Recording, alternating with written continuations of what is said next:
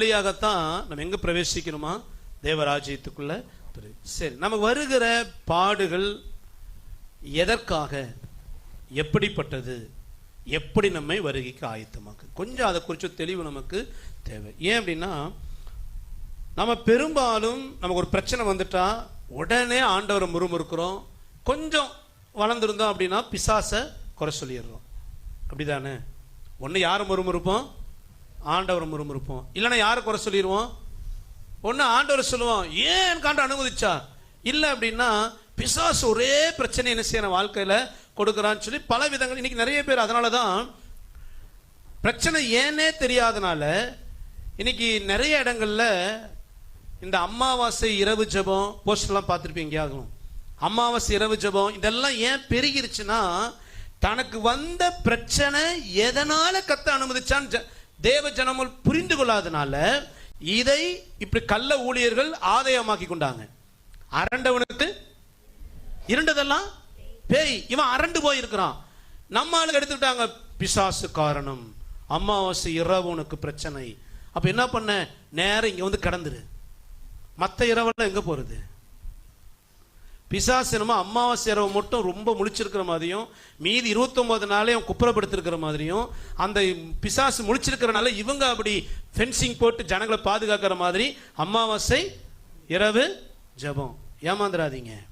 எல்லா பிசாசு பிசாசுன்னு அவன் மேலே பொழிய போட்டு அவன் சொல்லுவான், உண்மையில குற்றம் சாட்டுவான். எல்லா அயுக்குத்தனத்தை பண்ணிட்டு இது என்ன குற்றம் சொல்லுது பாரு அப்படின்னுவான். அதனால பாடுகள் எதனால வந்துச்சு, ஏன் இந்த பிரச்சனை, இந்த பிரச்சனைக்கு வருகைக்கு நான் ஆயத்தமாவது என்ன சம்பந்தம், ஏன் கர்த்தர் இதை அனுமதிக்கிறார்? பிரசங்கி எல்லாருக்கும் எல்லாம் ஒரே விதமாய் சம்பவிக்கும். நல்லா கவனிச்சுக்கோங்க. எல்லாருக்கும் எல்லாமே ஒரே விதமாய் சம்பவிக்கும். சன்மார்க்கனுக்கும் துன்மார்க்கனுக்கும் நற்குணமும் சுத்தமும் உள்ளவனுக்கும் சுத்தம் இல்லாதவனுக்கும் பலியிடுகிறவனுக்கும் பலியிடாதவனுக்கும் ஒரே விதமாய் சம்பவிக்கும். நல்லவனுக்கு எப்படியோ பொல்லாதவனுக்கும் அப்படியே ஆணையிடுகிறவனுக்கும் ஆணையிட பயப்படுகிறவனுக்கும் சமமாய் சம்பவிக்கும். சாலமோன் எழுதும்போது சொல்றாரு, எல்லாருக்கும் எல்லாமே ஒரே விதமாய், துன்மார்க்கனுக்கும் சன்மார்க்கனுக்கும் ஒண்ணு போல நடக்குதுன்றாரு, நல்லவனுக்கும் கெட்டவனுக்கும் ஒண்ணு போல சம்பவிக்குது அப்படின்றாரு. இது முதல் காரியம். முதல் புரிஞ்சுக்கங்க, எல்லாருக்கும் வருகிற பாடுகள் எப்படி, முதல்ல வர பிரச்சனை எல்லாருக்கும் வருகிற பாடுகள். நீ புரிந்து கொள்ள சொல்றேனே, இங்க பிரசங்கி சொல்றாரு எல்லாருக்கும் ஒண்ணு போலவே சம்பவிக்குது. இப்போ மழை காலம் ஸ்டார்ட் ஆயிடுச்சு. மழை காலம் ஸ்டார்ட் ஆகி மழையில் நனைஞ்சா ரட்சிக்கப்படாதவனுக்கும் காய்ச்சல் வரும், ரட்சிக்கப்பட்டவனுக்கும் காய்ச்சல் வரும். ஐஸ் வாட்டரே குடிச்சா ரட்சிக்கப்படாதவனுக்கும் சளி பிடிக்கும், ரட்சிக்கப்பட்டவனுக்கும். நாம் ரட்சிக்கப்பட்டிருக்கிறோங்கிறதுக்காக நமக்கு ஒரு பென்சிங் என்ன செய்யாது. இது இயற்கையாக வருகிற போராட்டங்கள். நல்லா புரிஞ்சுக்கோங்க. ஒரு காய்ச்சல் பலவீனம் வந்துட்டா கூட உடனே நம்ம பலதை யோசித்துறோம். இயற்கையாய் வருகிற ஒரு காரியம் உண்டு. அது பலவீனமா இருக்கும், சுகவீனமா இருக்கும், பொருளாதார நெருக்கடி. இப்ப சமீபத்தில் கொரோனா வந்துச்சு, எல்லாருக்குமே ஒரு பொருளாதாரத்தில் ஒரு நெருக்கடி வந்துச்சா இல்லைங்களா? ரட்சிக்கப்பட்டவங்களுக்கு மட்டும் கம்பெனி திறந்து வச்சிருந்தாங்களா? கிறிஸ்தவ மட்டும் சர்ச்சே பூட்டி இருந்தோம். ஆமாவா இல்லைங்களா? இந்து கோயிலும் பூட்டி இருந்துச்சு, மசூதியும் பூட்டி இருந்துச்சு, சர்ச்சும் பூட்டி. எல்லாருக்கும் என்ன போல ஒண்ணு போல. இயற்கையான சில அழிவுகள், இயற்கையாக வருகிற சில மாற்றங்கள், இயற்கையாக உலகத்தில் சம்பவிக்கிற சில விஷயங்கள் எல்லாருக்கும் ஒண்ணு போல நடக்கும். 2015 வெள்ளம் வந்துச்சு, கிறிஸ்தவ வீட்டுக்குள்ளேயும் மழை தண்ணி வந்துச்சு. வந்ததா இல்லைங்களா? சர்ச்சுக்குள்ளேயும் நிறைய இடங்கள்ல தண்ணி வந்து. இயற்கையாக வருகிற சில பிரச்சனைகள் உண்டு, அது எல்லாருக்கும் ஒண்ணு போல சம்பவிக்கும். அப்ப கிறிஸ்தவன் உலகத்தான் என்ன பாஷை வித்தியாசம் அப்படின்னா, உலகத்தானுக்கு வருகிற அதே பிரச்சனை கிறிஸ்தவனுக்கு வரும். உலகத்தானுக்கு அது தீமை தீமையாகவே இருக்கும், கிறிஸ்தவனுக்கு அந்த தீமையிலும் ஒரு நன்மை உண்டு. அல்லேலூயா. எத்தனை பேர் புரிஞ்சுச்சு? கொரோனால எல்லா வழிபாட்டு ஸ்தலங்களும் பூட்டப்பட்டுச்சு, எல்லா வழிபாட்டு ஸ்தலங்களும் பூட்டப்பட்டுச்சு, சர்ச்சும் பூட்டப்பட்டுச்சு.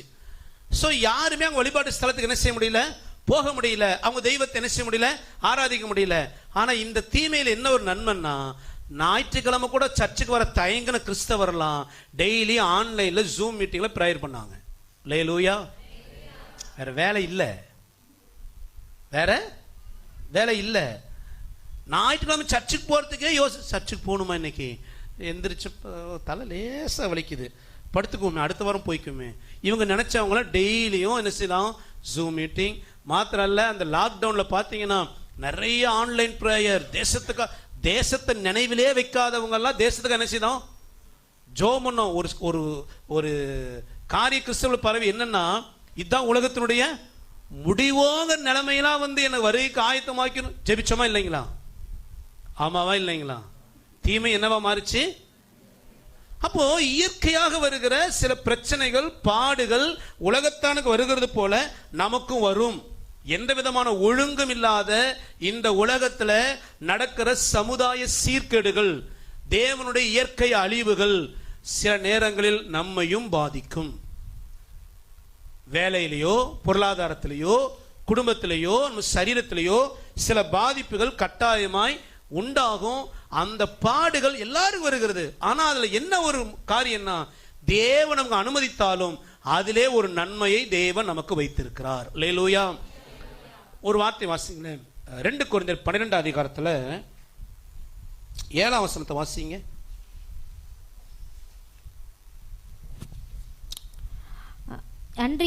அன்றியும் எனக்கு வெளிப்படுத்தப்பட்டவைகளுக்குரிய உரிய மேன்மையின் நிமித்தம் நான் என்னை உயர்த்தாதபடிக்கு என் மாம்சத்திலே ஒரு முள் கொடுக்கப்பட்டிருக்கிறது. என்னை நான் உயர்த்தாதபடிக்கு அது என்னை குட்டும் சாத்தானுடைய தூதனா இருக்கிறது. இப்ப நல்லா சொல்றது, இந்த வார்த்தை யார் சொல்றதுன்னா அப்போஸ்தலன் பவுல் சொல்றாரு.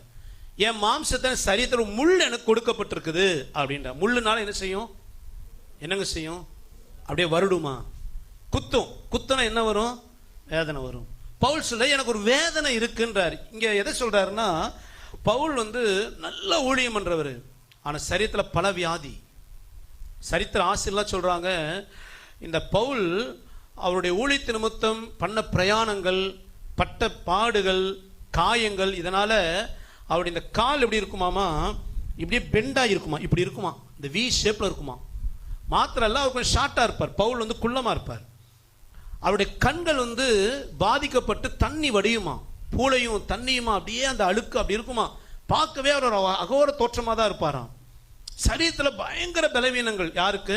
பவுலுக்கு. யார் இந்த பவுல்? பெரிய ஊழியக்காரர். இந்த பவுலுடைய கச்சை, அதாவது பெல்ட், அதை கொண்டு போய் அவன் மேலே போட்ட வியாதி சுகமாயிரும். ஆனா பவுலுக்கு வியாதி. இந்த பவுலுடைய கைக்குட்டை தூக்கி அவன் மேலே போட்ட அவனுக்கு வியாதி சுகமாயிரும். இவருக்கு பல பலவீனம், பல சுகவீனம். எல்லாருக்கும் வருகிற பலவீனம் பவுலுக்கு இருக்குது. எல்லாருக்கும் வந்ததான சரீர பிரச்சனை பவுலுக்கு இருக்குது. ஆனா பவுல் பல முறை ஜெபிக்கிறார், ஆண்டவரே இதை என்னோட எடுத்து போடுங்க. பலன் வரல. அப்புறம் கடைசியில் கர்த்தர் வார்த்தை வரும் பொழுது பவுல் ஒன்ன புரிஞ்சுக்கிட்டாரு, இது கர்த்தர் எனக்கு முள்ள என்ன செய்திருக்கிறாரு. ஏன்னா பிசாசு என்ன நினைக்கிறான், இதை தீமையாக்கி இந்த பிரச்சனையை ஊழியத்தை அழிக்க பார்க்கிறான். ஆனா கர்த்தர் ஏன் இந்த பலவீனத்தை கொடுத்திருக்கிறாருன்னா, எனக்கு நிறைய வெளிப்பாடுகளை கர்த்தர் கொடுத்திருக்கிறாரு. அந்த வெளிப்பாடுகள்னால என்ன ஆயிடக்கூடாது, மனமேட்டிமை அடையாதபடி, என்னை நானே உயர்த்தாதபடி என்ன அந்த பலவீனம் என்ன செய்யுது, குட்டிக்கிட்டே இருக்குது. என்னன்னா, நானும் ஒரு அற்பமான மனுஷன், நானும் குறைவுள்ளவன், என்னிடத்திலையும் பலவீனம் உண்டு, எங்கிட்டையும் குறைவுள்ளன்னு சொல்லி நான் எப்பொழுதுமே உணரும்படி எனக்கு ஒரு முள்ளு கொடுக்கப்பட்டிருக்கிறது. அல்லேலூயா.